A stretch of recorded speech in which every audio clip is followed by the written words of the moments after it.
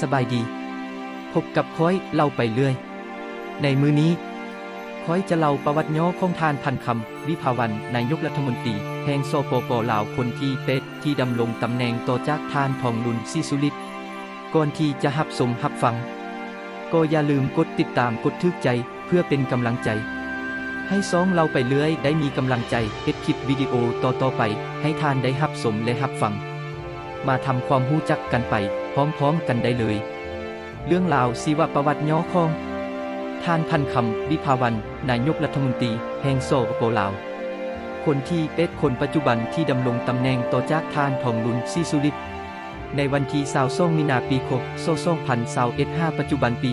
2022นี้ท่านพันคำวิภาวันเกิดวันที่14เมษายนปีคศ1951ที่บ้านกองเมืองสำเนือแข้งหัวพันสนเผ่าไตสัญชาติลาวเป็นที่รู้จักในนามนายกรัฐมนตรีแห่งสปป.ลาวคนปัจจุบันในเมื่อวันที่23มีนาปีคศ1968เพิ่นได้เข้าร่วมพรรคประชาชนปฏิวัติลาวและได้รับเลือกเป็นสมาชิกสมบูรณ์อย่างเป็นทางการของพรรคประชาชนปฏิวัติลาวเมื่อวันที่3มิถุนายนปีคศ1976เพิ่นสำเร็จการศึกษาระดับมัธยมปีที่6และเริ่มเข้าเป็นพนักงานของกระทรวงศึกษาธิการกีฬาและสำเร็จการศึกษาปริญญาเอกสาขาวิชาทฤษฎีมาร์กเลนินวิทยาศาสตร์เพิ่นมีบทบาทอย่างล่วงลายในด้านการศึกษาโดยได้ดำรงตำแหน่งสำคัญในด้านการศึกษาจนได้รับเลือกตั้งเป็นรัฐมนตรีกระทรวงศึกษาธิการและกีฬาในรัฐบาลชุดที่7ภายใต้การนำพาของนายกรัฐมนตรีทองซิ่งธรรมวงศ์หลังรัฐบาลชุดที่7ได้หมดวาระลงในวันที่20เดือนเมษายนปีคศ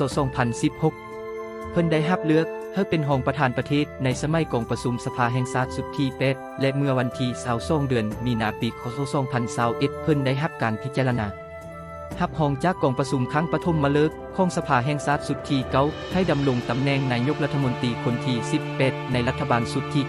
9เนื่องในโอกาสเข้ารับตำแหน่งนายกรัฐมนตรีท่านพันคำวิภาวันได้กล่าวให้คำมั่นสัญญาว่าจะเสริมสู่มานะจิตปฏิวัติบุกให้สูงกว่าเวลาใดหมดเพื่อร่วมกับสมาชิกรัฐบาลสุดที่9ปฏิบัติหน้าที่ของตนให้ดีเท่าที่จะดีได้ภายใต้รัฐธรรมนูญและกฎหมายของสปป.ลาวและพร้อมที่จะอุทิศทุกเพื่อแห่งสติปัญญาและความรู้ความสามารถของตนเข้าในการปฏิบัติหน้าที่โดยความรับผิดชอบสูงและจะบริสุทธิ์ใจเพื่อร่วมกับคณะนำของพรรคและรัฐทางศูนย์กลางและท้องถิ่นจัดตั้งปฏิบัติมติกองประชุมใหญ่ของพรรคครั้งที่11แผนพัฒนาเศรษฐกิจสังคมแห่งชาติ5ปีครั้งที่9และบรรดามติตกลงของสภาแห่งชาติสุดที่9ให้ประสบผลสำเร็จเป็นอย่างดีประวัติการเฮ็ดเวียกและการศึกษาท่านพันคำวิภาวันในปีคศ1975 ปีคศ1977ท่านได้เป็นพนักงานรัฐกรประจำกระทรวงศึกษากีฬาและธรรมการปีคศ1977 5ปีคศ1983ท่านได้เข้ารับการศึกษาที่มหาวิทยาลัยอดีตสหภาพโซเวียตในปีคศ1983 5ปีคศ1985ได้เป็นผู้อำนวยการโรงเรียนบำรุงทฤษฎีการเมืองสังกัดกระทรวงศึกษาธิการกีฬาและธรรมการในปีคศ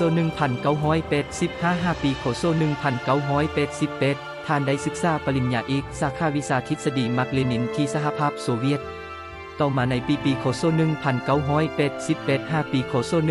1996ท่านก็ได้เป็นรองผู้อำนวยการโรงเรียนวิทยาลัยสร้างภูเวียงจันทน์ในปีคศ2001 5ปีคศ2005ท่านได้เป็นรองรัฐมนตรีประจำสำนักนายกรัฐมนตรีต่อมาปีคศ2005 5ปีคศ2011ท่านพันคำวิภาวันก็ได้เป็นเจ้าแข้งหัวพันในเวลานั้นและในปีคศ2011 5ปีคศ2015ท่านพันคำวิภาวันก็ได้เป็นรองนายกรัฐมนตรีและรัฐมนตรีกระทรวงศึกษาธิการและกีฬาในปีคศ2016 5ปีคศ2021ท่านได้เป็นรองประเทศแห่งสาธารณรัฐประชาธิปไตยประชาชนลาวจนมาถึงปีคศ2021ก็คือปัจจุบันท่านพันคำวิภาวันก็ได้รับตำแหน่งเป็นนายกรัฐมนตรีแห่งสปป.ลาว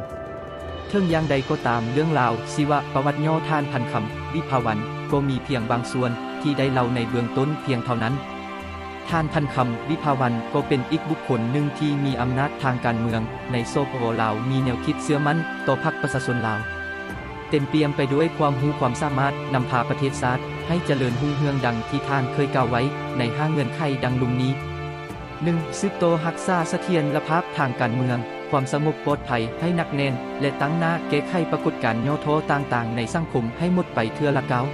2. สืบโตวเพิ่มทวีการคุ้มครองเศรษฐกิจมหภาคให้มีความเข้มแข็งด้วยทุกมาตรการรวมทั้งปฏิรูประบบการเงินงบประมาณของรัฐเพื่อเฮ็ดให้การเติบโตทางด้านเศรษฐกิจมีคุณภาพเข้มแข็งและยืนยง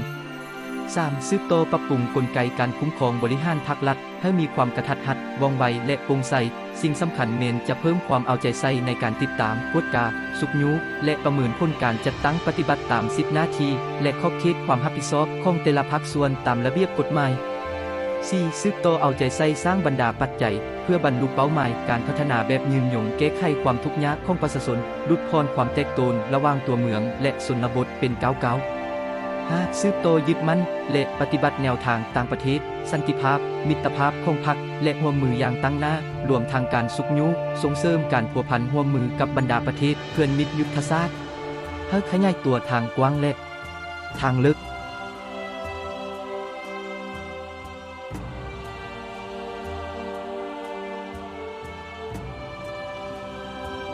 สุดท้ายนี้ค่อยเล่าไปเรื่อยก็ขอขอบใจที่รับชมและรับฟัง